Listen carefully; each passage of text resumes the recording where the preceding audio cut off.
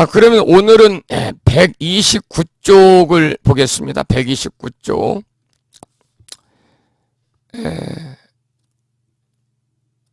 129쪽. 이제 7원 39 중에서 19번째 구입니다. 19고. 능인해인 삼매중이다. 능인해인 삼매중. 오늘은 21구까지 해야 됩니다. 149쪽까지 해야 되니까요. 부지런히 좀 나가야 되겠습니다. 능인해인 삼매중이다. 이 능인이라고 하는 말은 이 스님들 중에도 이 불명이 능인 스님이 계시잖아요. 그 아침마다 방송할 때 그 능인 스님의 노래를 가끔 신청하는 분들이 계시고, 또 지난번 그 몇 년 전에 불교대학 워크숍 끝나고 그 다음날 십성계 법회하고 작은 음악회에도 출연하셔가지고 참불가를 열창하셨던 스님이 능인 스님입니다. 그 능인이라는 말은 뭐냐면 능할 능자, 능하다 그럴 때 능할 능자와 어질인자를 쓰는데요. 능이 어질을 베푼다. 능이 어질을 베푼다 그런 뜻으로 석가모니 부처님을 이르는 말입니다. 그러니까 능인 그러면 석가모니 부처님을 얘기합니다. 능인 해인 삼매중. 해인이라는 것은 우주의 일체를 깨달아 아는, 우주의 일체 모든 것을 깨달아서 아는 소위 부처님의 지혜를 말합니다. 해인사도 있잖아요. 그럴 때 해인입니다. 우주의 일체를 깨달아 아는 부처님의 지혜. 삼매중 그랬는데, 삼매라는 것은 잡념을 버리고 한 가지 대상에만 정신을 완전하게 집중시키는 경지를 삼매라고 합니다. 그러니까 여기 이제 해석을 하면 능인은 부처님이라고 그랬잖아요. 능인 해인 삼매중, 부처님의 해인 삼매 중입니다. 가운데 중자. 부처님의 해인 삼매 가운데, 이렇게 해석이 되겠습니다. 그러면 129쪽에 본문을 함께 보면서 공부하겠습니다. 불교에서는 우주 생명의 궁극, 즉 진리에 대한 표현을 아주 다양하게 표현했다. 보조 스님의 진심 직설에 따르면은 허망하지 않음으로 참이라 하고 신령하게 밝은 것이 마음이니, 진심이죠, 진심. 이를 녹음경에서 밝혔다. 보살계에서는 마음 바탕을 심지라고 합니다. 마음 심자, 땅 지자, 마음 바탕이라고 했고, 반야경에서는 볼이나 깨달음이나 또는 열반이라고 그러고요. 화엄경에서는 법계라고 합니다. 법계. 금강경에서는 열애. 금광명경에서는 여여. 같을 여자를 두 번 쓰지요. 정명경에는 법신. 기신론에서는 지녀. 열반경에서는 불성. 원각경에는 총지. 승만경에는 열애장. 요의경에서는 원각이라고 하였다. 이 위에도 몇 가지를 인용해서 간략히 추려보면 이렇다. 여러 가지 지금 그 이 진심에 관한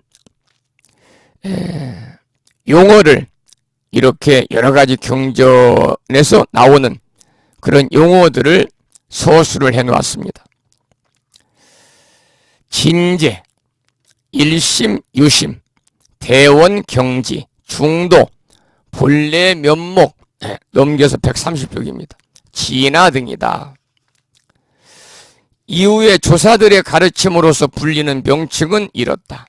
자기, 정한, 묘심, 주인공, 무저발, 몰현금, 무진등, 무근수, 취모검, 무이국, 모니주, 무수쇠, 진흙소,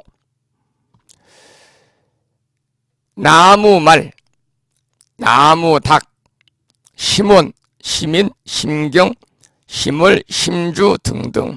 이 내용은 뭐 중요한 내용이 아니니까 한 번씩 읽고 그냥 지나가겠습니다. 한편 부처님을 별칭하는 다른 이름이 10가지 있는데 이를 열애시푸라고 한다. 열애시푸에 대해서는 뭐 여러 번 공부했으니까요. 많은 분들이 암기도 하실 걸로 생각이 듭니다만, 열애, 응공, 정변지, 명행족, 선서, 세간의 무상사, 조장부, 천인사, 불세존에서 10가지 부처님의 별명, 별칭, 열애시푸입니다. 그런데 이제 제19구 이번 장에서 나오는 능인해인 삼매중 할 때 능인이란 아까도 제가 말씀을 드렸습니다마는 석가모니 부처님을 의미한다 그랬습니다. 능인은 석가모니 부처님이십니다. 여기서 이제 열애시푸에서 나오는 열애라는 것은, 여기는 공부를 우리가 전에 했으니까 조금 빨리 나가겠습니다. 열애란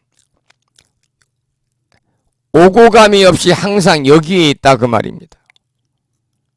같을 여자 올레자 오고감이 없이 항상 여기에 있다. 그러니까 오직 석가모니 부처님 당신이 스스로 자신을 칭할 때 열애라고 하는 용어를 씁니다. 그래서 우리가 이 초기 경전을, 특히 경전을 보면은 부처님이 부처님 자신을 이야기할 때 열애라는 그런 표현으로 많이 경전에 기록이 되어 있습니다. 이것은 마치 왕이 자신을 지칭할 때 짐이라고 하는 것과 같다. 짐.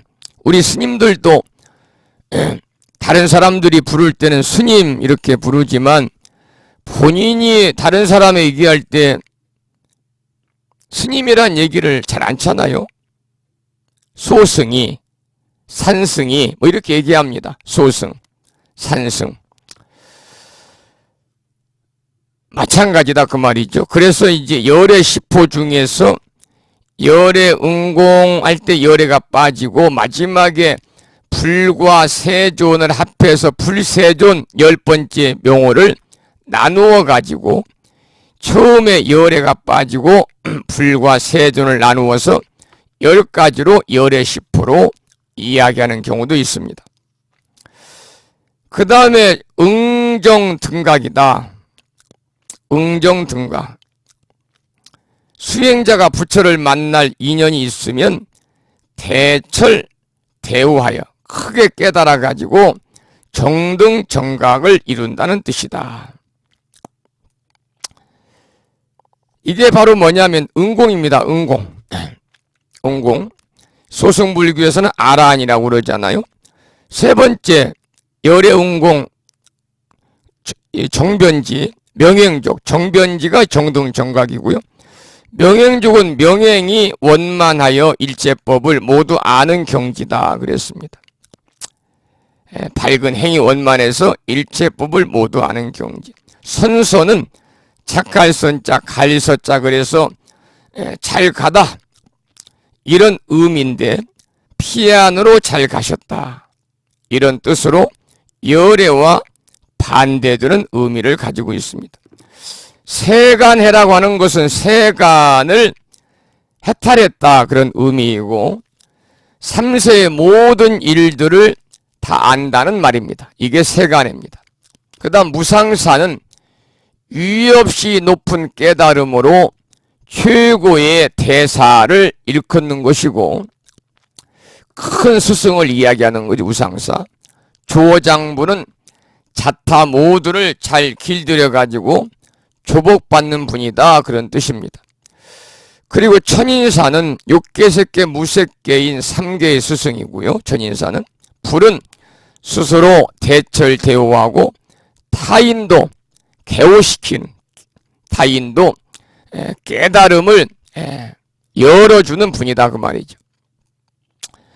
그리고 이제 마지막으로 박가범은 온갖 덕을 성취하였다는 의미의 다른 이름이다. 이 박가범이라는 것은 열불박자에 절가자에 범어문자를 쓰는데 온갖 덕을 성취했다는 의미의 다른 이름이다, 그랬습니다. 여기 열의 시포는 우리가 여러 번 공부했기 때문에 한번 말씀을 드리고 넘어갑니다.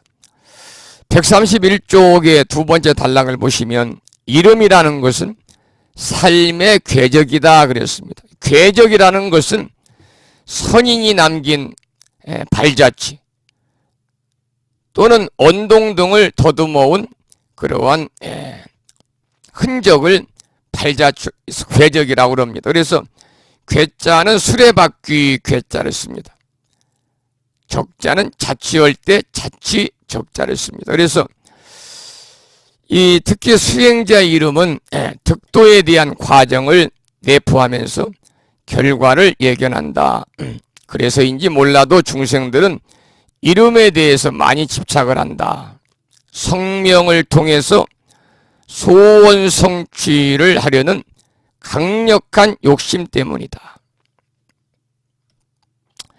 성명을 파자, 깨뜨려 가지고 따지고 분별해서 결국은 뭐까지 하느냐? 계명까지 한다. 우리 주변에 보면은 나이가 60이 넘어서도 계명하시는 분들이 있어요. 뭐 그렇게 남의 놀림감도 아니고 또 남자한테 여자 이름도 아니고 여자한테 남자 이름도 아닌데 계명이에요, 계명.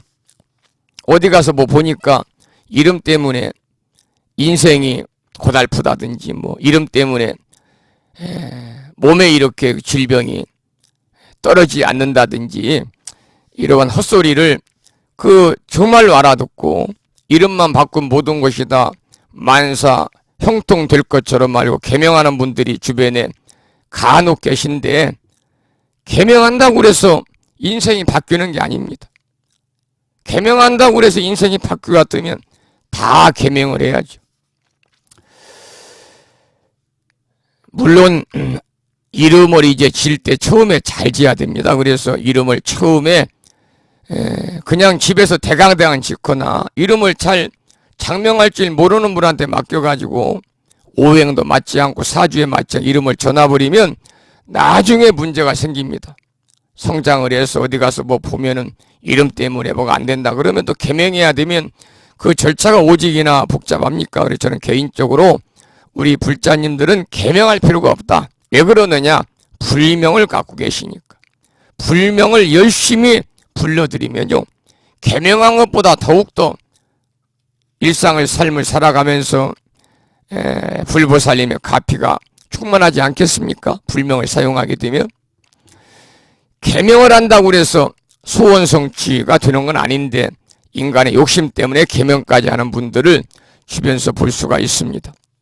물론 이제 이런 분들은 계명을 해야 되겠죠. 뭐 남의 놀림감이라든지 또 내 이름이 아주 뭐 그 시대에 이 살인을 저질렀던 사람과 같다든가 뭐 등등 그러면 좀 찜찜하니까 그럴 때는 계명을 할 수도 있고 또 남자한테 여자 이름 여자한테 남자 이름이 되면 붙였으면 계명을 할 필요가 있지만 굳이 그렇지 않으면 계명하지 말고 불명을 잘 받아가지고 불명을 여러분들이 명함에도 쓰고 일상의 삶 속에서도 불명을 널리 부를 수 있도록 여러분들께서 관심을 가지고 홍보하시면 된다, 그런 말씀을 드립니다. 이름이 과연 부귀영화를 보장하느냐, 저는 개인적으로 천만의 말씀입니다 라는 말씀을 드리고 싶어요. 자, 그럼 이름 얘기는 거기서 마치고 이름에 대한 얘기인데 뭐 그게 중요한 내용이 아닙니다. 자, 그러면 넘겨서 132쪽 보겠습니다.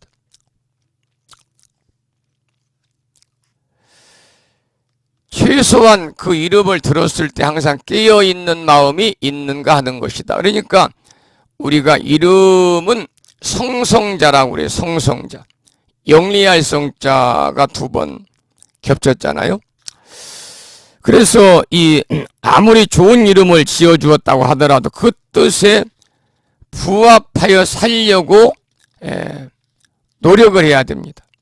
그러니까 그 자기가 아무리 좋은 이름을 가졌다고 그래 노력하지 않으면, 열심히 노력하지 않으면 그 사람의 삶이 풍족해지고 아름다울 수가 없잖아요. 중요한 것은 얼마만큼 현실에 충실하면서 자기의 맡은 바 일에 최선을 다하고 정말 부지런하고 근면하고 열심히 성실하게 잘 사느냐, 이거 중요하지, 이름 바꿨다고 해서 모든 것이 다 이렇게 이루어지는 건 아니다 그 말이죠.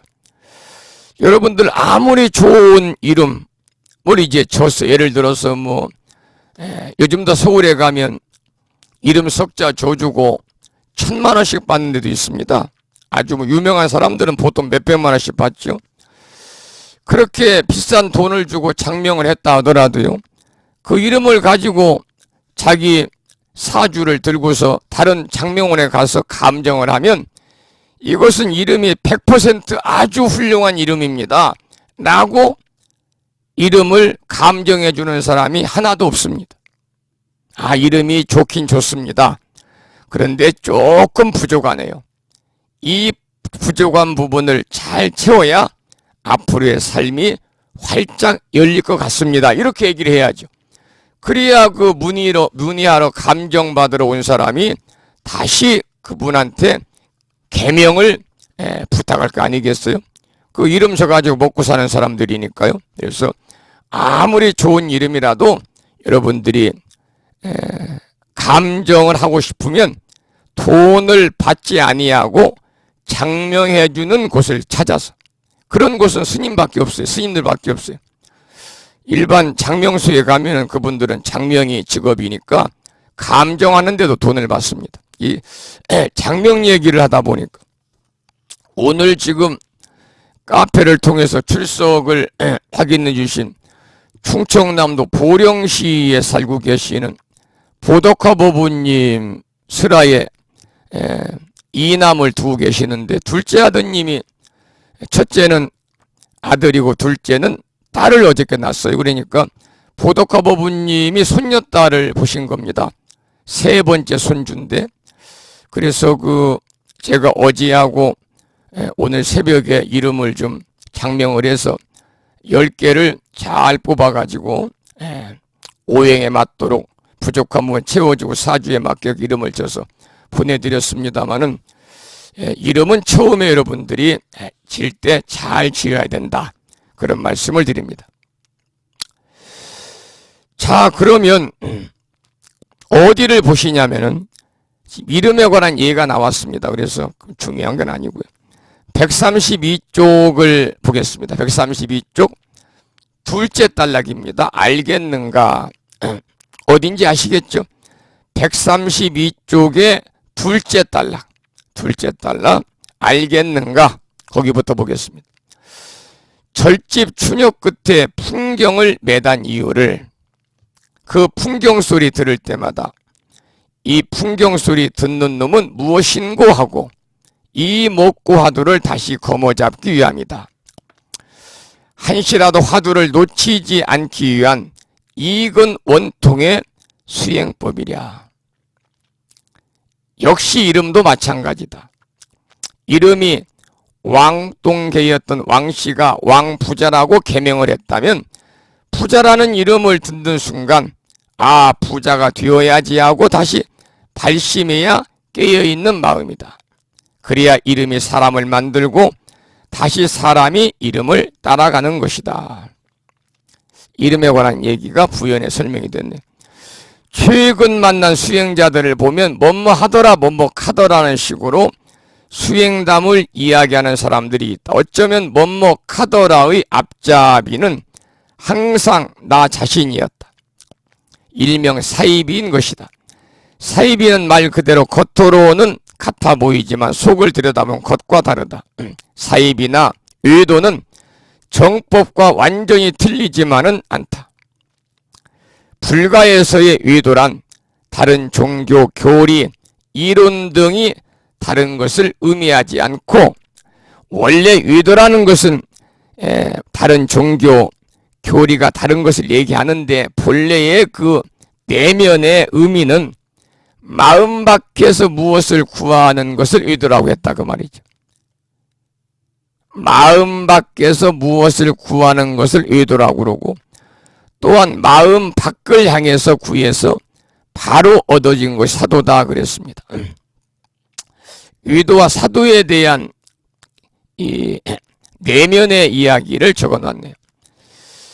우리가 유식학으로 보면은 제7식 말라식, 이게 자거든요. 이것이 이제 제8식 아리아식의 의지에서 자신의 존재를 확신하면서 나는 행복하다, 불행하다, 뭐 저게 좋다, 싫다 이렇게 외치는 것이 바로 사입이라는 겁니다. 왜냐하면은 제7식인 말라식은 사실 존재하지 않기 때문이다. 왜 존재하지 않느냐? 무하기 때문에 존재하지 않는 겁니다. 그러나 내가 존재하려고 발버둥 치는 것이 바로 자아이고, 나라고 하는 존재를 실제 존재하는 나라고 착각하는 것이다. 이것이 바로 사입이라는 겁니다. 그러니까 자아라는 것은 다시 말해서 불성의 사입이다 이 말입니다. 나를 한번 죽이고 다시 살아야 한다는 선가의 말씀, 예수가 나를 버리고 자신의 십자가를 지라는 말씀, 그리고 부활의 약속, 또 우리 선가에서의 그러한 백척간두에서 한 걸음 더 나아가라는 백척간두 진일보라는 말씀, 이런 거에 속지 말고 다시 정도를 걸어라 그런 말씀인데, 그래서 이제 이 팔정도에 관한 얘기가 나왔거든. 팔정도에는 절대 사이비가 붙을 수 없다. 우리가 이제 팔정도는 여러분 아시다시피 고진멸도 사성제 중에서 마지막 도성제입니다. 도성제. 도성제가 이제 팔정도를 8가지로 이렇게 바른 깨달음으로 가는 8가지의 바른 길이지요. 그 깨달음으로 가는 8가지 바른 길이기 때문에 여기에서는 우리가 사이비를 찾을 수가 없다 그 말이지. 붙을 수가 없다. 그 다음에 완전히 틀린 것은 이단이라고 그런다. 이단. 우리가 이단이란 말을 많이 쓰잖아요. 이단. 특히 이제 불교보다는 뭐 개신교 쪽에서 이단이라는 말을 많이 씁니다. 이자는 다를 이자인데요. 다를 이자 한자로 신기하거나 또는 괴이함을 추구하는 것이고, 단자는 양극의 극단적인, 단자는 양극의 그러한 극단적인 편향성입니다. 편향성. 양극의 극단적인 편향성. 이게 이제 단정할 단자입니다만은, 그래서 이단은 중도에서 완전히 궤도를 벗어난 것이다. 그 중에는 역학이나 철학을 빙자해서 점이라고 하는 그러한 방편을 쓰는 경우가 있는데, 심리학적으로 점을 보는 행위는 불안감을 극복하고 자신이 희망하던 결과가 잘못될 경우에 자신에게 주어지는 책임을 회피하려는 의도가 숨어 있다 그랬습니다. 여러분들 이 점집에는 양력으로 정초보다는 음력으로 정초가 되면은 점을 보러 가는 분들이 굉장히 많잖아요. 이 강의를 들으시는 법우님들은 전부 다 부처님 정법대로만 살아가는 분들이기 때문에 뭐 점이나 사주나 관상을 정초에 보는 분이 안 계시겠습니다. 혹시도 모르죠. 뭐 보는 분들이 계시니 모르겠습니다만은, 우리 그 불가에서는 부처님 경전을 통해서 점을 치거나 점을 봐서는 안 된다, 그렇게 경전에서 부처님께서 말씀을 하셨어요. 그 자반경 전복여경이라는 경전이 있는데 거기에서 부처님께서는 이렇게 점을 보거나 점을 봐주는 사람들은 지옥에 떨어져 가지고 한량없는 고통을 받는다라고 이렇게 확실하게 부처님이 말씀을 하셨거든요. 여러분들 우리 인생의 미래에 대해서 확신이 없는 사람들, 자기가 자기의 자신을 믿지 못하고 자기의 삶을 자기가 주인공이 돼가지고 끌고 가지 못하는 사람들이 점을 보러 다니죠. 내가 점을 통해 사주를 통해서 미래를 예측을 할 수 있다면 좀 불안한 마음이 좀 덜어질 수 있지 않을까 그렇게 믿습니다만 사실은 어느 누구도요 미래를 정확히 예측하는 사람은 없습니다. 아무리 용한 점쟁이라도 아무리 사주를 잘 뽑아내는 철학권 원장이라도 미래를 정확히 예측하지 못한다. 본인들의 미래도 본인이 예측하지 못하는데 다른 사람의 미래를 예측할 수 있겠어요? 예측을 한다면 그것은 전부 다 사술이다. 사술. 사기성이 동우한 거죠. 여러분들은 절대 그런 데 기웃거리지 마시고 그 시간이 있으면 여러분들 경전을 한 번 더 읽고 그 시간이 있으면 봉사를 한 번 더 하고 그 시간이 있으면은 여러분이 명상과 참선을 한 번 더 하시라 그런 말씀을 드리고 싶어요. 자, 그 다음에 여기 보면은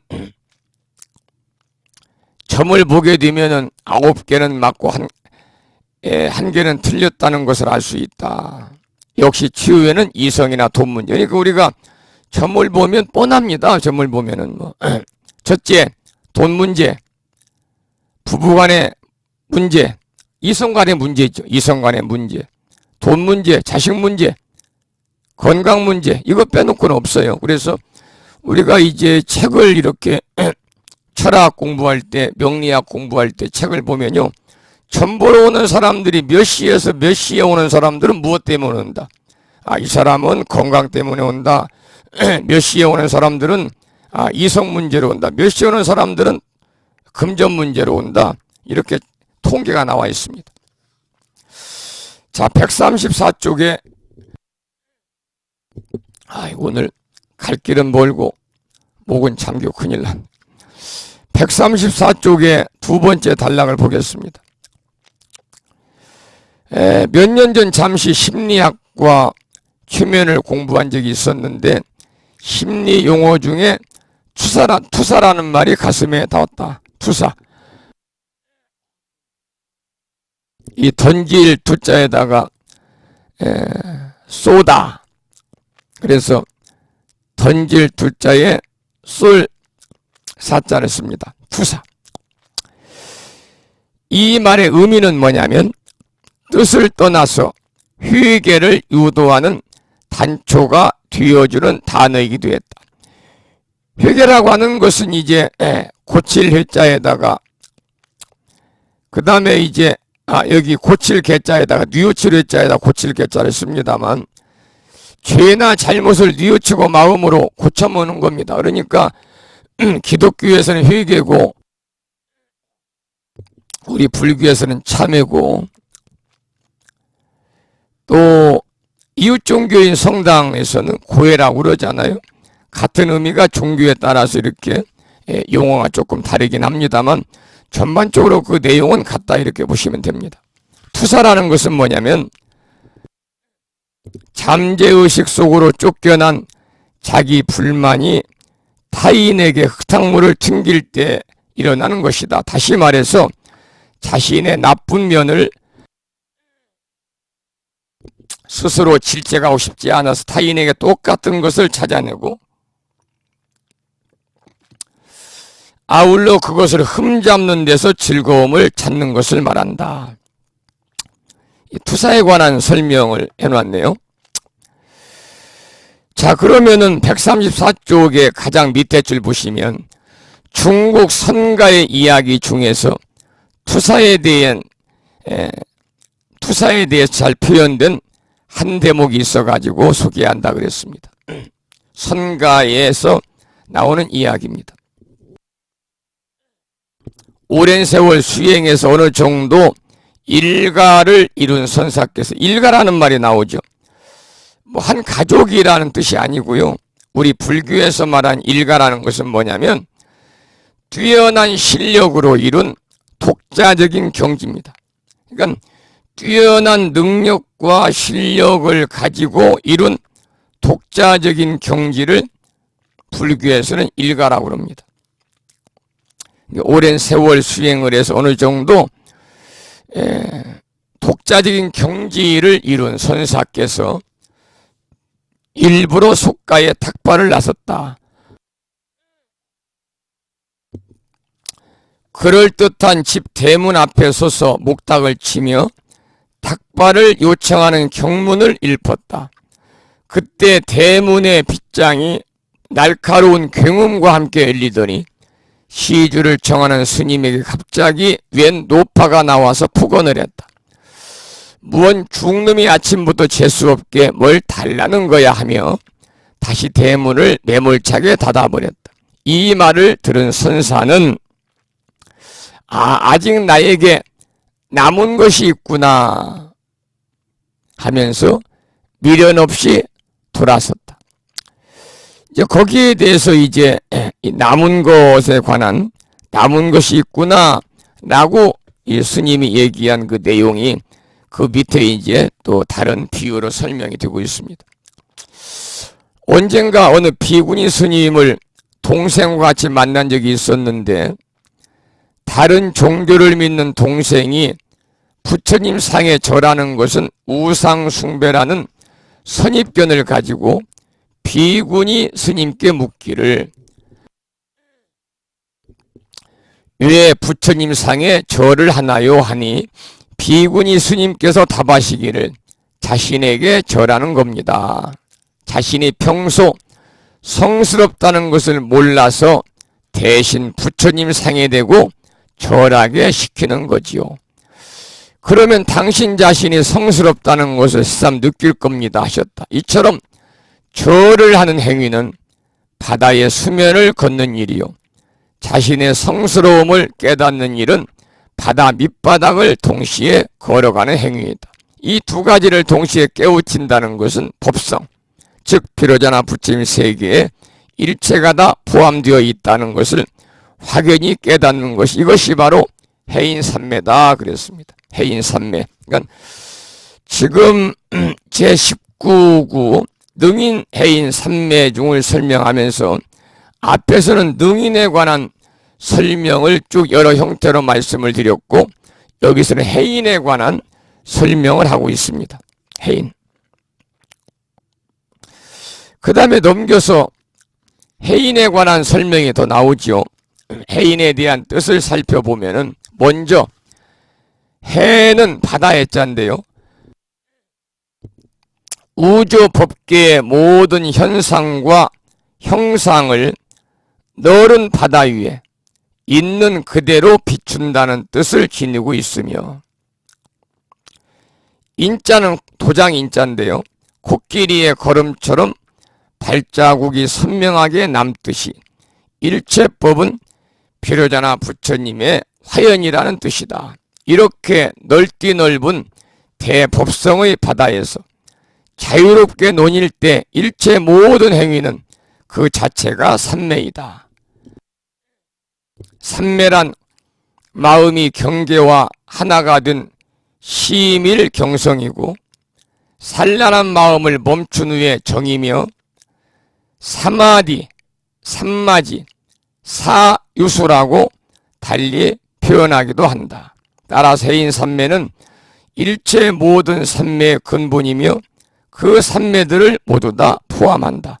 아까 제가 처음에 능인해인 삼매중을 이야기할 때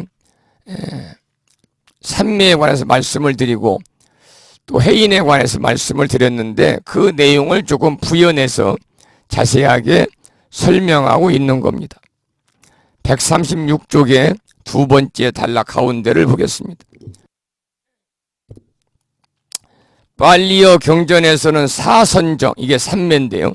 사선정에 대한 단계를 다음과 같이 설명하고 있다. 1선정은 사유와 숙고가 있으며 홀로 명상함에서 오는 환희와 기쁨이 있다.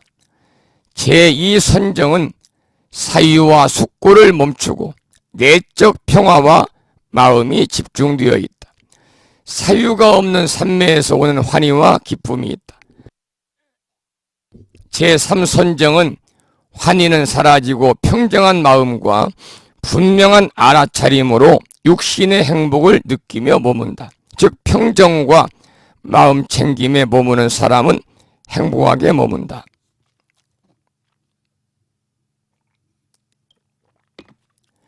제4선정은 고통과 쾌락도 버리고 전에 있던 행복과 불행도 버리고 괴로움도 즐거움도 없고 평정에 의해 도달한 마음, 챙김의 순수함이 존재한다고 되어 있다. 여기도 그냥 한번 여러분 읽고 넘어가시면 됩니다. 이 삼매에 관해서 이렇게 이제 구체적으로 네 단계로 나눈 겁니다. 선정을 통해서 해인 삼매를 설명하다 보니까 삼매까지도 구체로 설명을 한 것이죠. 137쪽을 보겠습니다. 해인 삼매가 일체 만유를 그대로 비추어주는 진여 본각으로 표현되는 반면에 화엄 삼매는 보살이 만행을 통해서 보리 깨달음을 증득해서 바라미를 펴는 삼매다. 그러니까 해인 삼매와 화엄 삼매에 대해서 비교해 설명을 한 겁니다. 채와 용의 입장으로 변주어보면 해인 삼매가 채라면 화엄 삼매는 용이다. 해인 삼매를 진공으로 보면 화엄 삼매는 요유다. 그래서 능수의 구분도 이와 같다 그랬습니다.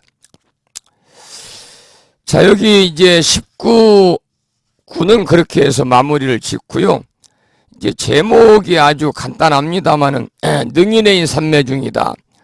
여기서 우리가 다시 한번 확실히 알 것은 뭐냐면 능인은 부처님이다. 서가모니 부처님 얘기하고, 그러니까 서가모니 부처님의 해인 삼매 그 가운데라는 말인데, 해인이라는 것은 우주의 일체를 깨달아서 아는 부처님의 지혜입니다. 그래서 그 부처님의 해인 삼매 그 가운데라고 하는 그 해석만 여러분들이 정확히 아시고, 능인과 해인과 삼매에 관한 얘기를 여러분이 개략적으로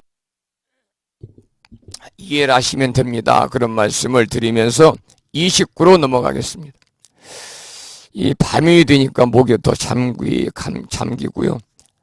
또 침이 마르다 보니까 교재 읽어 나가는데도 막 어려움이 있네요. 138쪽입니다. 29입니다. 29. 7은 39 중에서 20번째 구절이에요. 번출여의 부사이다. 이 번자는 번성하다 할 때 번성할 번자를 씁니다. 한자는 뭐 어려운 것이 없죠. 번출여의 부사이. 이렇게 이제 해석이 되었습니다. 법성 따라 나오는 부사이한 지혜의 말씀이여라. 여기는 이제 의역이 된 거죠. 법성 따라서 나오는 부사이한 지혜의 말씀이여라. 다른 이 법요집에 보면은 그렇게 나옵니다. 쏟아진 여의 법에 그 속이 부사이하여. 자, 그러면 그 본문을 보겠습니다. 드디어 부처님께서 해인 삼매에 들어 법성의 바다에서 불가사의한 법을 놔두시는구나. 이제 우리가 앞에서 지금 19구에서 능인해인 삼매중을 공부했으니까요. 거기서 이제 서강의 부처님께서 해인 삼매에 드셨다고 그랬잖아요. 해인 삼매에 들어가지고 29에 와가지고는 법성의 바다에서 불가사의한 법을 놔두시는 겁니다. 본출이란 용어에 대한 설명이 나왔네요. 본출이란 뒤집어서 나온다. 번성할 본자에 날출자인데 날출자인데 이것을 해석하면 뒤집어서 나온다 그런 뜻입니다. 왜 뒤집어서 나오느냐? 중생은 그 견해가 전도 거꾸로 되었기 때문입니다. 중생견은 영원하지 않은 것을 영원하다고 그러고 실상이라 허상을 실상이라고 생각하고 또 모든 생각을 우리 중생들은요 자기 중심으로 색안경을 끼고 보는 거죠. 자기 중심으로. 거기다가 자기 몸까지도 진실한 자기라고 믿어가지고 평생 아끼고 사랑함이 이루 말할 수가 없는 거죠. 이렇게 중생견으로 세상을 보게 되면 일체가 뒤집혀버린 논리 방식으로만 보이는 겁니다. 그런 세상은 진리를 대접하지도 않고 도를 추구하는 사람을 모두 손가락질하고 천대하는 겁니다.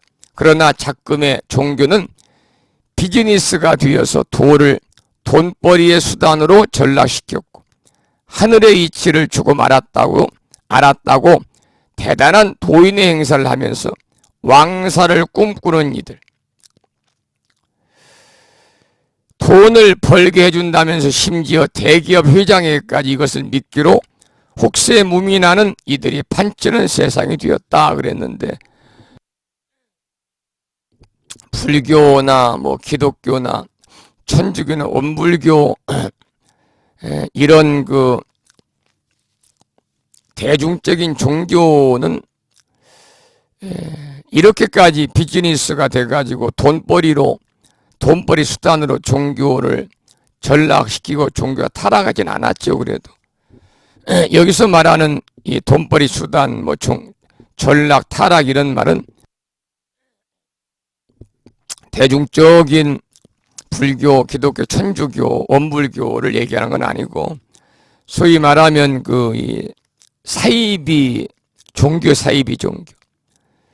부처님을 불단에 모시고도 사법으로 돈벌이에 눈이 먼 그러한 그 사람들이 있죠. 그런 분들은 성직자다, 수행자다, 스님이다, 도사다 이렇게 이름을 붙이기도 참 민망스럽습니다만, 그런 사람들이 요즘에 이 스마트폰 시대에 말이죠.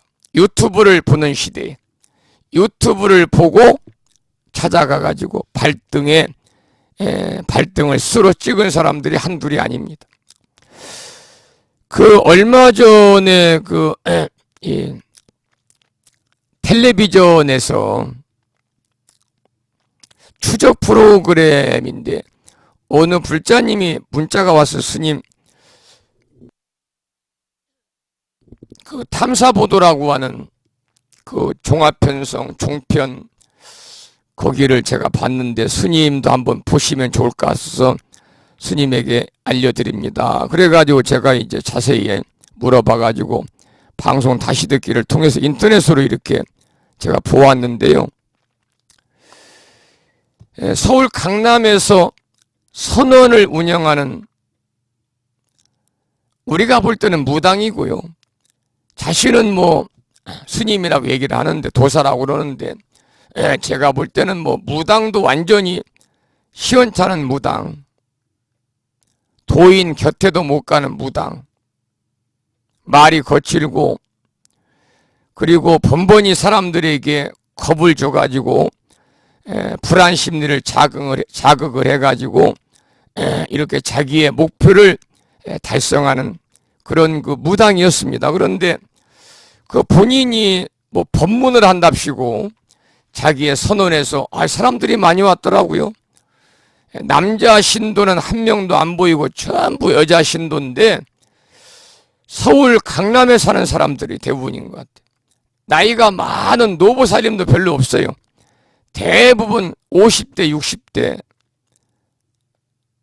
그 이 선원 법당이 꽉 차게 이렇게 사람들이 모인 가운데 본인이 법문한답시고 얘기를 하는 것이 이래 방송에 나왔습니다마는 본인이 작년 1년 동안 60억을 벌었다는 거, 60억. 선원을 운영해서 보시금으로 60억을 순수익을 벌었다. 딱 1년 동안에.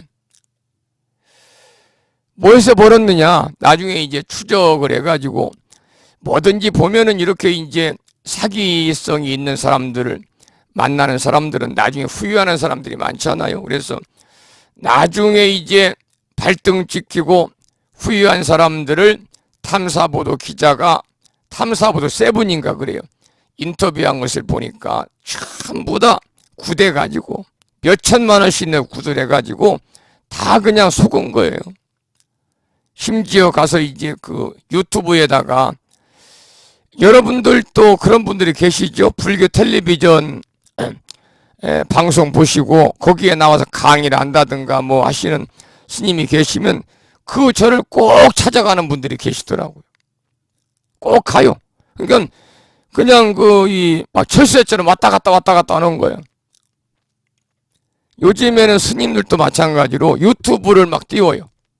그래가 자기를 광고하고 PR하고 그러거든요. 그래서 그 이 강남에서 선원을 운영하는 그 무당이 유튜브에다가 막 수백 개를 띄워가지고 전부 다 짜고 치는 고스톱이죠, 말하자면. 그래가지고 그것을 보고서 그냥 혹해가 찾아온 사람들에게 겁을 주는 거예요. 어느 그 이 보살님이 찾아와서 자기 딸의 사주를 이렇게 대니까 그 이제 무당이죠. 그 스님이라고 하는 사람이 하는 얘기가 당신 딸은 연쇄 살인범 사주와 똑같다. 그래서 일을 해주지 않으면 아주 커다란 사고를 치고 지옥에 가서 영영 나올 수 없다. 그래가지고 그 딸이 이제 연쇄살인범 된다고 그러니까 놀래가지고 그것도 시간이 없다. 급하다고 그런다. 할아버지 그러니까 뭐 2천, 3천만 원씩 대출 받고 사채 얻어가지고 구슬한 사람도 있고 별 사람이 많더라고요. 어찌 이렇게 그 다 배우고 현명한 사람들이 그런 데에 이렇게 현혹이 돼가지고 자기의 그 재산을 탕진시키고 또 빚지고 이렇게 힘들게 살아가는지 나는 도저히 이해가 안 되는데요. 그런 사람들이 많아요. 절도 그래요. 절도 찾아가가지고 한번 인연 잘못 만나면은 신세 망치면 신세 망치. 신세만 망치나요? 돈 갖다 바쳐야지요. 시간 낭비지요. 결국 남는 것은 뭐냐면 빚밖에 안 남아요. 그래서 여러분이 종교기관도 종교시설도 여러분들이 잘 인연을 맺어서 가셔야 된다. 그런 말씀을 꼭 드리겠습니다. 꼭 언론에 뭐 나왔다고 그래서 이절저절 찾아다니고 절대 그러지 마세요. 그거 별로 좋은 거 아니에요. 좋은 거 아닙니다. 그 제가 알고 있는 스님도 그 불교 텔레비전 나와서 뭐 강의하는데 강의 한 2년 됐죠. 2년 3년 됐죠. 3년 만에 뭐 수십억 불사를 했어요. 수십억 불사. 전부 다 오는 분들 중에서 이제 천도제를 구원해가지고 1,000만 원씩 받고 천도제를 해가지고 수십억을 불사한 분도 계세요. 여러분 잘 선택하십사 그런 말씀을 드려요. 우리가 전자제품 한번 잘못 선택하면 AS 받으면 끝납니다. 근데 이렇게 종교시설이라든지 절이라든지 이런 데는 한번 선택을 하면 AS가 없어요. 한번 선택 잘못하면 그걸로 인생 망치는 거예요. 그리고 가정불화 생기고 가정 깨지고 부모 자식 간에 등지고 떨어지는 것은 남는 건 병하고 마음병하고 몸병하고 빚만 남는 거죠. 자, 그러면 다시 139쪽을 보겠습니다. 139쪽. 지금 거기 위에 단락은 바로 제가 드렸던 그런 말씀들을 해놓은 거예요. 제가 그 말씀을 조금 더 진부하게 이렇게 말씀을 드린 거죠. 139쪽 두 번째 달라 보겠습니다. 수행 중에 한 소식을 접했을 때, 한 소식이라는 것은 깨달음을 얻었다는 얘기입니다. 그랬을 때는 필히 묵언해야 된다. 묵언, 말을 하지 말아라. 고봉 스님께서도 숭산 스님에게 법을 인가하시면서 당부하시기를 3년간 묵언 수행을 권하셨다. 신통이 열리면 더욱 자신을 경계해야 한다. 신통에 집착하면 나중에는 내가 신통을 부리는 것이 아니라 신통이 나를 부리고 있기 때문이다. 때가 되면 신통 경계도 과감히 버려야 한다. 청정 도론에서 말했다. 선정을 키우기 전에 제거해야 할 10가지가 있다. 그 중에서 140쪽입니다. 신통에 대한 경계가 있는데 신통에 대해서 나는 왜 신통이 생기지 않을까 하고 근심하거나 집착하는 마음을 없애라고 주문한다. 또 청정도론에서 언급하기를 수행 중에 사마티, 윗바사나를 얘기하죠. 이 윗바사나는 소위 사마티라고 그래서 마음 집중 수행입니다. 마음 집중 수행. 그래서 수행 중에 사마티에 이르면 자연히 신통이 생기는데, 그런데 중요한 것은 윗바사나 수행자는 꼭 신통이 생겨도 끊어야 된다는 겁니다. 한 소식을 했을 때는 한 자락 깔고 오래도록 묵혀야 한다. 즉 이것이 내공을 쌓는 것이다. 이것을 모르고 뭘 좀 안다고 쫑알쫑알대고 입방정을 떨고 다니면 그 진기가 다 빠져나간다. 그 진기가 빠져나간다 그 말이죠. 그래서 입을 벽에 걸어두라는 말이 생겨났다. 옛 말씀에도 오히려 총명한 사람을 그르친다 하였으니 새겨 들어야 할 일이다. 가끔 도반 중에는 절차탕마,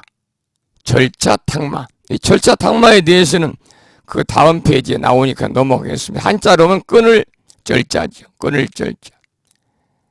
차자는 갈다, 갈차자. 탁자는 뭘 쫓는다. 새가 부리로 뭐 나무를 쫓거나 또는 이 석공들이 징호로 돌을 찢거나 찌을 탁자고 갈마자입니다. 그 절자 탁마에 대해서는 다음 쪽에 설명합니다. 가끔 도반 중에는 절차 탁마를 핑계로 자신의 수행 경지는 드러내지 않고 오히려 오로지 일방통행으로 상대의 수행 경계만을 요구하는 사람도 있다. 이는 지나치게 법에 집착하여 남의 공부를 훔치는 일이나 다름이 없다. 법에 지나치게 집착하여 생긴 이런 일은 예나 지금이나 같다. 오죽했으면 법에 대한 시샘이 극에 달해 목숨을 다 앗아가려고 했겠는가. 법을 공부함에 있어 참으로 모순 중에 제일 가는 모순이다. 그러니 진리를 앞세워 세기의 전쟁을 치른 아픈 역사를 인류는 가지고 있지 않은가. 141쪽입니다. 선종에서는 그런 대표적인 예가 육조 스님이었다. 새로 입문한 무식한 나무꾼이 법통을 얻었으니, 법통이라는 것은 부처님 법을 물려받는 겁니다. 새로 입문한 무식한 나무꾼이 부처님 법을 물려받았으니 기존의 기득권을 가진 세력이 가만히 있을 리가 만무했다. 그러나 광의적으로 넓게 본다면 수행자는 모두가 다 도둑이다. 부처님 법을 훔치려고 안간힘을 쓰는 도둑들이 아니고 무엇이겠는가. 절차 탁마란 톱으로 자르고 줄로 갈고 모양을 만들어 쪼고 빛이 나게 문지르는 것을 말한다. 아까 제가 끈을 절자, 갈, 자자가 있으니까요. 칼로 자르고 줄로 갈고 모양을 만들어 쪼고 빛이 나게 문지르는 것을 절자탕마라고 그러는데, 물리적으로는 옥도를 가지고 가락지를 만드는 것을 학문에 비유한 것이다. 도반과의 탕마는 이렇게 서로서로 하는 것이다. 하긴 이것도 자신이 하는 것이 남을 탓할 이유는 없다. 선우를 못 만난 것도 나의 덕이 부족한 것이니 보시하여 덕을 쌓는 것이 운명을 바꾸는 일이 아니겠는가. 여러분, 절에 다니면서 보면은 좋은 도반들을 만나야 되는데 좋은 도반을 못 만나는 경우도 있잖아요. 소위 말하면 선진우를 만나지 못하고 악진우를 만나서 여러분의 신행생활에 도움을 받지 못하는 경우도 있는데, 그건 역시 여러분의 덕이 부족하다. 보시를 해서 덕을 많이 쌓는 것이 바로 운명을 바꾸는 길이다, 그 말이죠. 이 보시는 이제 여러 가지가 있죠. 재보시, 법보시, 무의시, 여러 가지 있습니다. 덕이란 좋은 행위가 가져오는 성과나 작용을 말한다. 덕이라는 것은 바로 이렇게 좋은 행위가 가져오는 성과나 작용입니다. 그래서 빨간 것이 오면 빨간색이 되어주고, 검정색이 오면 검정색이 되어주면 그뿐이다. 이를 두고 동사섭이라고 그런다. 우리가 이제 여러분들 사무량심 얘기하면서 제가 전에도 사무량심과 육바라밀 사무량심 사섭법에 관해서 공부를 한 적이 있어요. 보시섭, 애여섭, 그리고 이행섭, 동사섭 그러죠. 그 중에 이제 동사섭에 관한 얘기가 여기에 나왔습니다. 동사섭이다. 이 동사라는 것은 같을 동자 일사자, 협력한다 그 말입니다. 그러니까 나와 남을 구별하지 않고 마음과 몸이 하나가 되어 같이 한다. 바로 그런 얘기거든요. 그래서 이 사람은 누구나 각자 생활 환경이 다르고 또 생활 습성이 다르기 때문에 다른 사람과 쉽사리 동사위가 쉽지 않습니다. 그렇기 때문에 수행자를 알지라 반드시 상황에 따라서 화합해야 된다는 것이 바로 동사섭의 진리거든요. 법을 달라면 법을 주고 밥을 달라면 밥을 주는 것이 진실한 모습이 바로 영웅이요, 중생심으로부터 뒤집혀 나오는 것, 번출이 바로 영웅심인 것이다.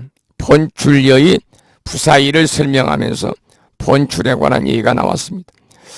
그래서 의상조사님의 발언문 중에는 무생법인을 바라게 해달라는 성구가 있다. 모든 마음과 뜻과 그리고 식으로 분별하는 생각을 떠났으며 집착 없음이 허공과 같고 모든 법에 들어가 허공의 성품과 같은 것을 무생법인을 얻었다고 일반적으로 풀이한다. 무생법인에 관한 얘기가 나왔습니다. 이것을 이제 남익은 선생은 이렇게 해석을 했네. 무생이라는 것은 뭐냐? 본래 아무것도 생겨나지 않는 것이고, 무생. 법인이라는 것은 일체 인연을 끊어버린 것이다. 그래서 눈앞에 일어나는 경계를 참아내는 것이 아니라 경계에 대해서 마음이 일어나지 않는 것이 인이라 그 말입니다. 그러니까 인이라는 것은 눈앞에 일어나는 경계를 참는 것이 아니라 경계에 대해서 마음조차 일어나지 않는 것이다. 일반 사람들이 해석한 거에 비하면 참으로 눈 밝은 사람의 그러한 해석이다, 이렇게 볼 수가 있겠습니다. 무생법인할 때 무생은 더 나아가서 도가의 장생이요, 기독교의 영생이고 노자의 도덕경에 나오는 소생으로 유통하여, 소생 그러면 천천히 태어난다는 겁니다. 천천히 소자니까요. 일체 종교와 철학적인 사상을 한 궤에 뚫어버려 가지고 모든 성전의 벽을 허물어뜨려서 참으로 통쾌하기가 이를 데 없다. 종경록에서는 무생법인에 대해서 이르기를 일심이 분별하는 망념이 있으면 그것이 바로 그것은 그물의 속박과도 같은 마군이고, 일심이 분별하는 망념으로 움직이지 않으면 그 즉시 분별하는 망념의 생멸인연으로 나옴이 없는 무생법인이다 라고 이렇게 또 종경록에서는 얘기를 했네요. 종경록에서. 자, 그 다음에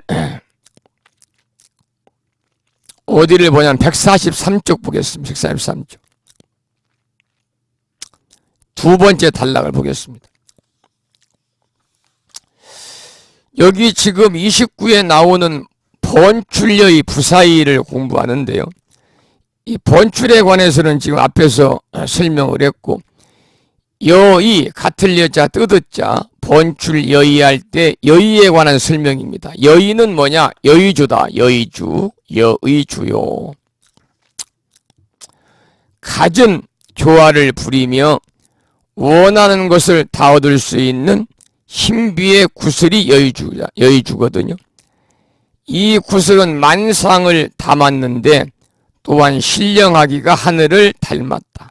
법성은 체가 되나 법성이 용어로서 가능하면 그때의 다른 이름이 여의다.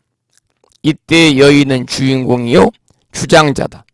법성의 본바탕에서 일어나는 한 생각은 본래 즉 보리라. 양쪽이 생각이라는 표현으로서 단어만 틀리지만은 신령스럽기가 그지없다. 양쪽이 모두 흰색이면 양백이라. 어찌하여 여기에 시비가 붙겠는가? 문자적으로 여의는 생각한 바가 같다. 이런 의미를 가지기도 합니다. 무엇과 같다는 말인가? 진성과 법성이 같다는 말이다. 그 바탕에서 올라오는 생각으로 말하고 행동하면 다 이루어진다. 그럼 이루어진다는 것은 무엇인가? 성이다. 이 성은 정성성자입니다. 정성성자. 이 성자를 이제 한문을 깨뜨려서 파자를 하면 말씀 원자에다가 이룰 성자가 되죠. 말하면 다 이루어진다는 합성어다 그 말이죠. 이미 이루어진 것처럼 행동하기에 자연히 감사한 마음으로 생활한다. 반대로 감사한 마음으로 생활하면 다 이루어진다. 때로는 좋은 습관이 배인 몸이 마음을 가르치기도 하기 때문이다. 번출 여기까지 봤습니다. 여기까지. 그 다음에 이제 세 번째 부사의. 위의 부사의는 중생의 견해로서는 전혀 예측조차 할 수 없는 경계이다.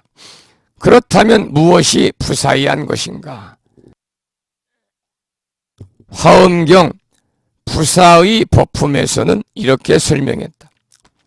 모든 부처님의 국토와 모든 부처님의 깨끗한 서원과 모든 부처님의 종성과 모든 부처님이 세상에 나오심은 불가사의하며 또 모든 부처님의 법신과 음성과 지혜와 실력과 자제함은 불가사의하며 또 모든 부처님의 걸림없는 머무름과 해탈은 불가사의하다. 이게 부사의에 관한 해석입니다.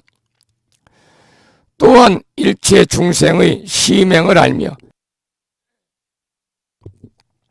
일체 중생의 심행에 물들지 않는다고 하였으니 더러운 진흙밭에 연꽃이 피어나고 푸른 연잎은 그 어떤 물방울도 젖지 않아서 물방울이 또르르하고 굴러가니 이 또한 어떤 모습인가? 한 세상에는 딱 한 분의 부처님이 나오신다. 자신의 인생을 뒤돌아보면 정말 오로지 딱 한 분의 부처님 위에는 안 계신다. 이 불자, 부처란 파자 하면 한자를 깨뜨려서 나누어 보면 인과 불이다. 인과 불, 사람 인자, 즉 사람이 아니다 그 말입니다. 그럼 뭐냐? 사람의 경지라는 겁니다. 중생의 경지를, 사람의 경지인 중생의 경지를 넘어선 초인이다 그 말입니다. 마음 밖에는 석부이 있지만 마음 안에는 살아있는 부처님이 계신다. 부처님은 불생불멸이요 불구부정이시며 부정불감하시기 때문이다. 그래서 깨달으면 부처님을 볼 수 있다. 145쪽입니다.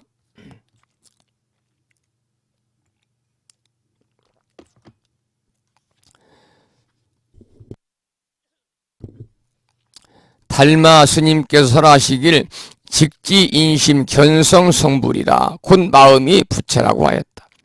이렇게 되는 이유는 본자 부족하기 때문이고 자성이 또한 법성이 본래 스스로 다 갖추고 있기 때문이다. 그러니 부사이하다 그 말입니다만, 그 여기서 직지인심 견성성불이라는 말이 나왔습니다. 직지인심 견성성불이다. 이 말은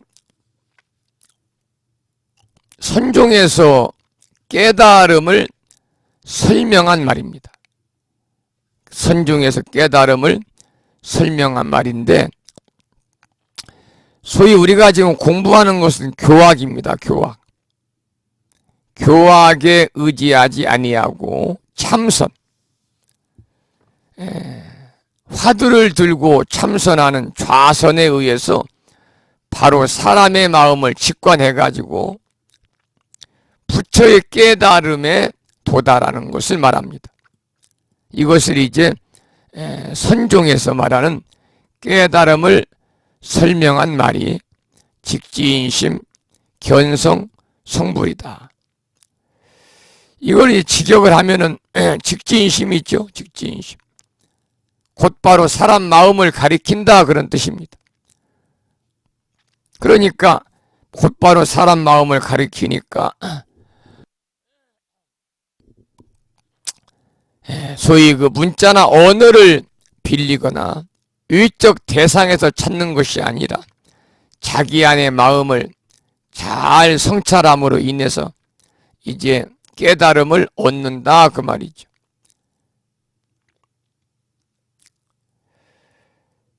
그래서 특히 이제 그 선종에서는, 선가에서는 참선을 통해서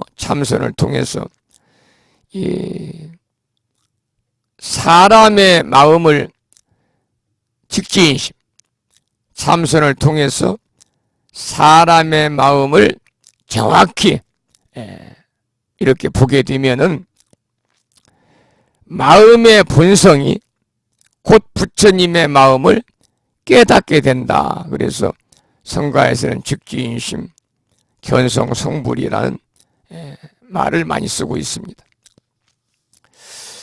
이렇게 이제 이 번출 또 여의 부사이에 관해서 나누어서 이렇게 부연해서 설명을 해놓은 내용을 함께 살펴보았습니다. 번출여의 부사이라 29입니다. 법성 따라 나오는 부사이한 지혜의 말씀이여라, 이제 그런 뜻입니다. 그러면 21구로 넘어가겠습니다. 146쪽입니다. 우보익생 만호공. 우보. 비우자 보배 부자입니다. 빛처럼 보배로운 익생, 생명의 말씀. 여기서 이제 익생이라는 것은 중생들이 이익해 한다 그 말입니다. 보배비가 중생들을 이익해 한다. 그런데 이익해 하되 만호공이다. 허공에 꽉 찼다 그 말입니다.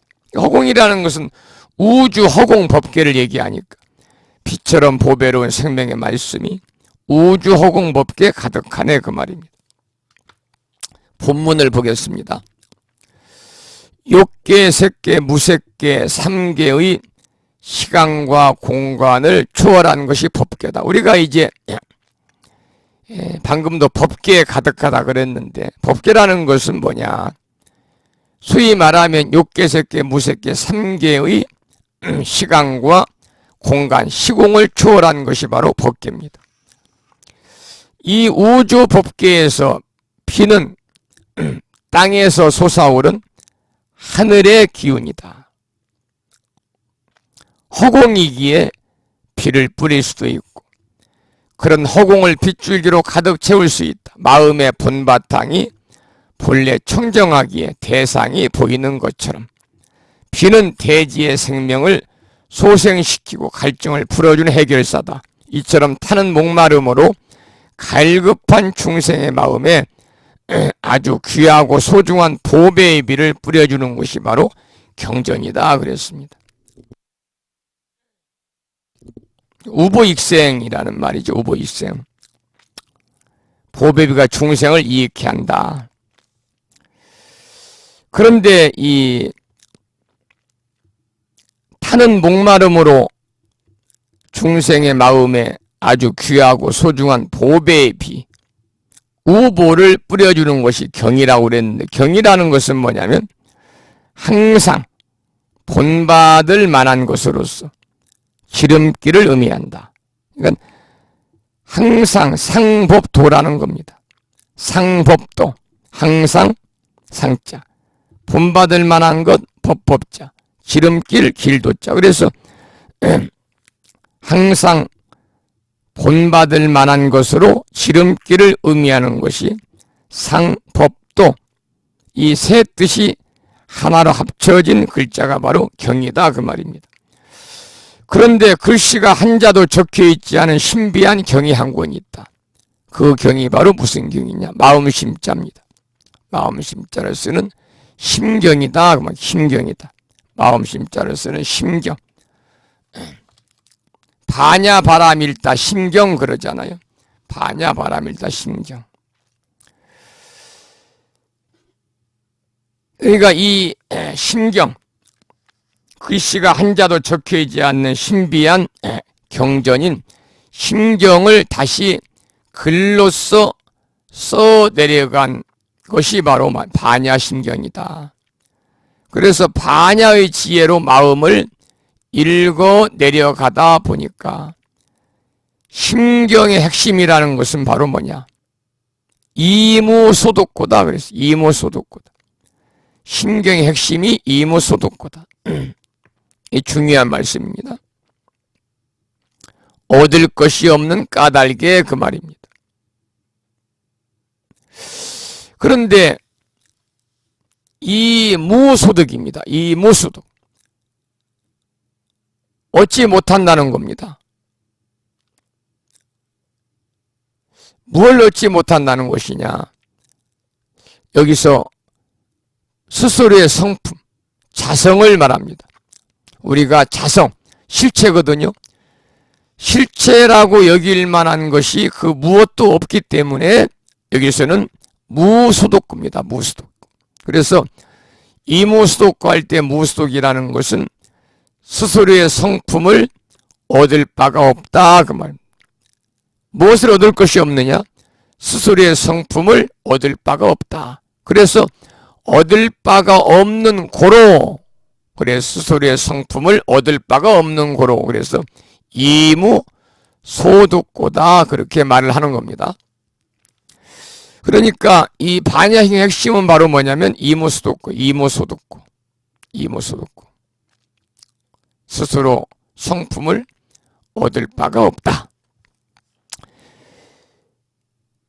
이 얻을 것이 없다는 까닭에라는 문구는 이미 모든 것이 다 갖추어졌다는 반어법이다. 이 대목이 바로 반야심경의 핵심입니다.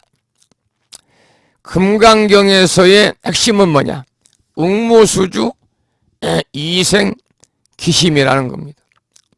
금강의 핵심은 이무소주 이생기심이다. 응당 머무는 바 없이 마음을 내라 그 말이잖아요. 그러니까 머무는 바 없이 그 마음을 내라. 이 말은 어떤 무엇에도 집착하지 않는 마음으로 자유롭게 살아라 이런 말이거든요. 우리가 이제 이 해능 스님이 출가하게 된 아주 핵심적인 금강의 한 구절이거든요.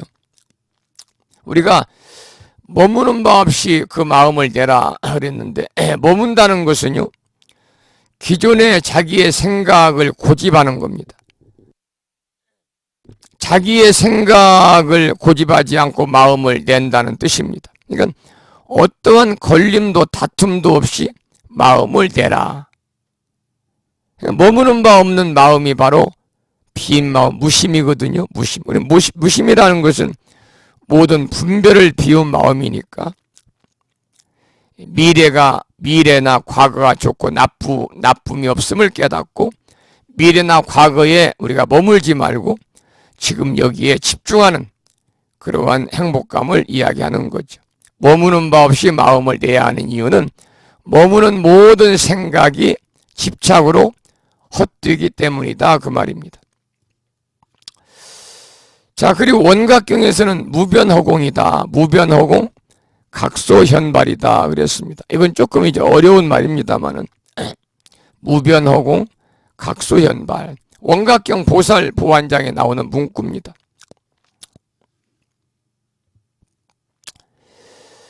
이 말을 좀 풀어보면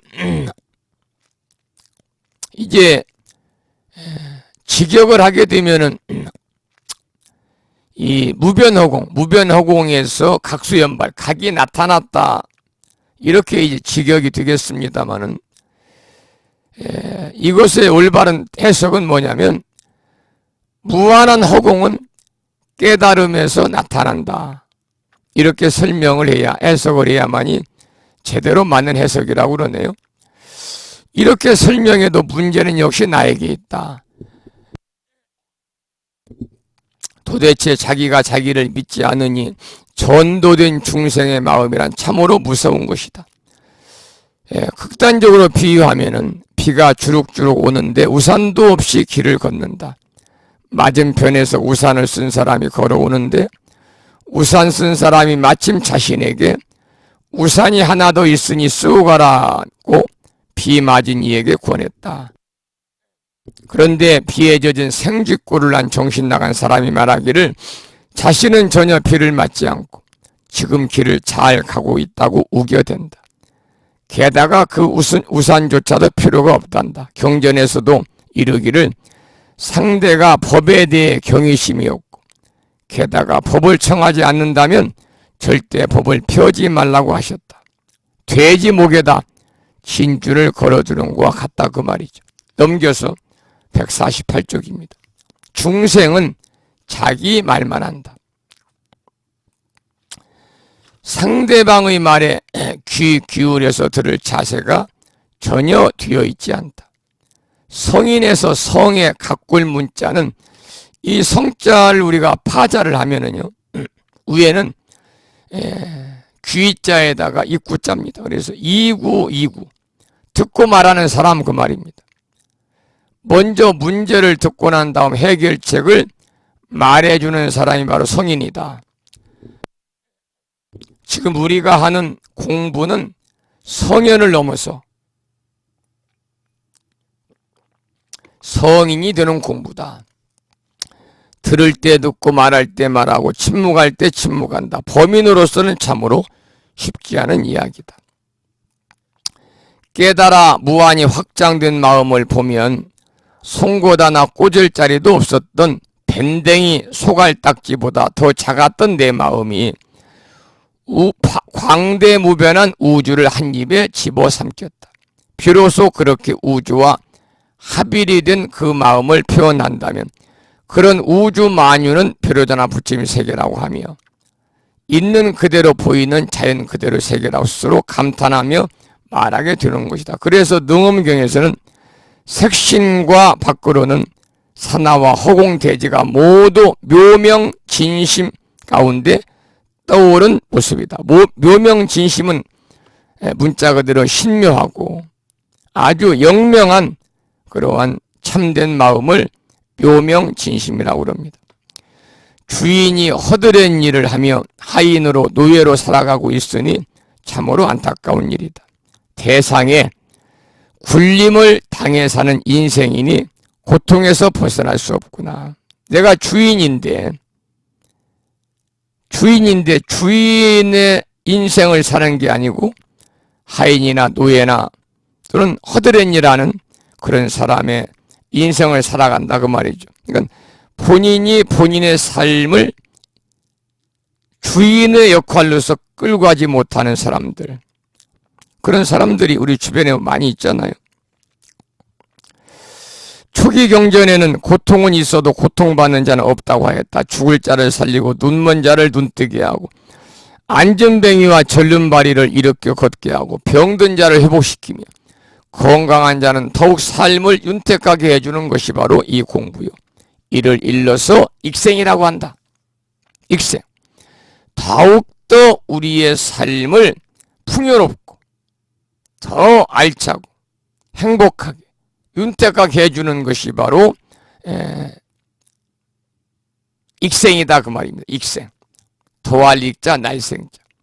그러니까 우리의 삶을 더욱더 윤택하고 또 행복하게 끌고 갈 수 있는 주체는 누구냐? 주체는. 그 주인공은 바로 누구냐? 바로 내 자신입니다. 자신. 신도 아니고 하나님도 아니고 부처님도 아니고 바로 내 자신이다.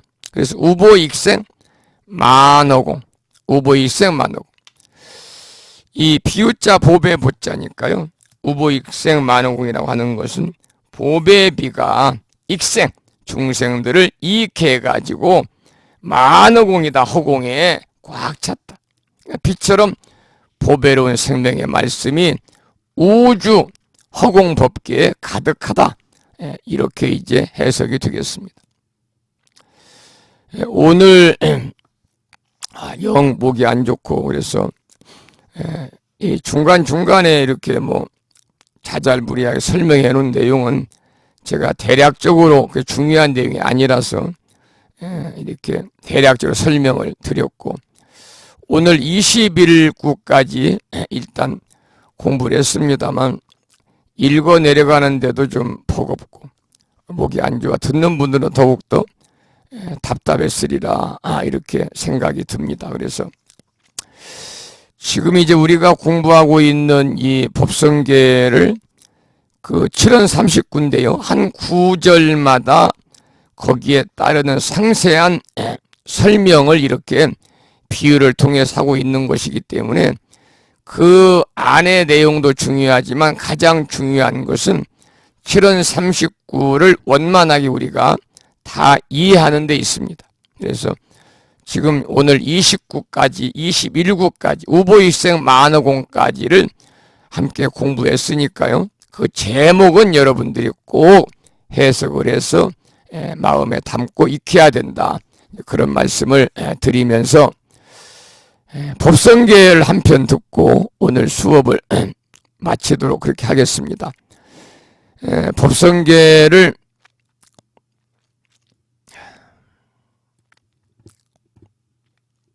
노래가 아닌 독경으로 함께 듣겠습니다. 법성계. 능어 스님의 노래로 농어 스님의 독경계 한편 능어 스님의 독경으로 함께 들었습니다. 9시 50분인데요. 오늘은 수업을 여기서 마치겠습니다. 여러분 이 탁한 음성으로 억지로 말씀을 이렇게 하다 보니까 저도 힘들고 듣는 분은 답답하고 그랬을 것 같습니다만 부족한 부분은 여러분들 한 번 더 읽어서 이해를 하시면 좋겠고요.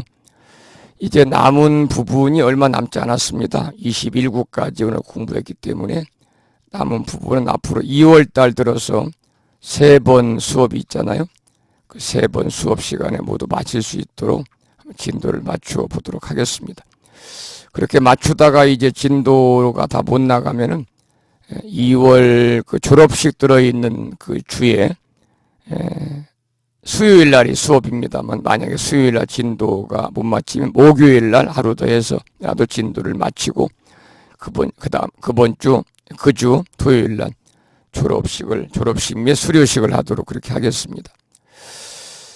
오늘 지금 출석하신 분들이 많지는 않네요. 많지는 않은데 어느 분이 그 졸업식 및 수료식에 참석을 하실 것인지 불참을 하실 것인지를 전혀 지금 파악이 안 되어 가지고 제가 지금 감으로만 이렇게 이분은 오실 것 같다, 이분은 뭐 안 오실 것 같다, 이렇게 제가 감으로만 정리를 해놓고 있습니다만은 뭐 그 어려운 것이 아니잖아요. 뭐 졸업 및 수료식에 참석합니다, 개인적인 사정으로 불참합니다, 또 참석하는 분 같으면은 저를 포함해서 몇 명이 갑니다, 이렇게 문자를 주시거나 댓글을 다는 것은 뭐 전혀 힘이 드는 일 아니니까요.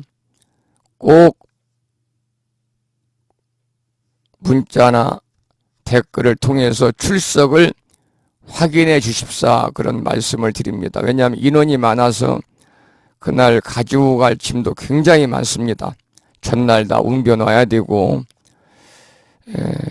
또 여기는 뭐 종무소에 직원들이 있는 것도 아니기 때문에, 물론 그날 전날 부에 사시는 도안거사님이 오셔서 도와주신다고 했습니다만, 도안거사님은 저하고 둘이 다 날르고 다 진열하고 해야 되고, 그래서 괜히 몽땅 갖다 놨다가 그날 함석하지 않는 분들 물건까지도 왔다 갔다 하면 그 번거롭고 무겁고 힘드니까요. 아예 안 오신다는 분 거는 안 가지고 가려고 생각을 하고 있습니다. 그래서 그 가부를 좀 정확하게 알려주시기 바라고, 꼭 참석과 불참에 관한 그 말씀을 주셔야 됩니다. 그리고 아이고 스님이 나는 참석하는 걸로 알고 있겠지 라고 생각하시면 안 됩니다.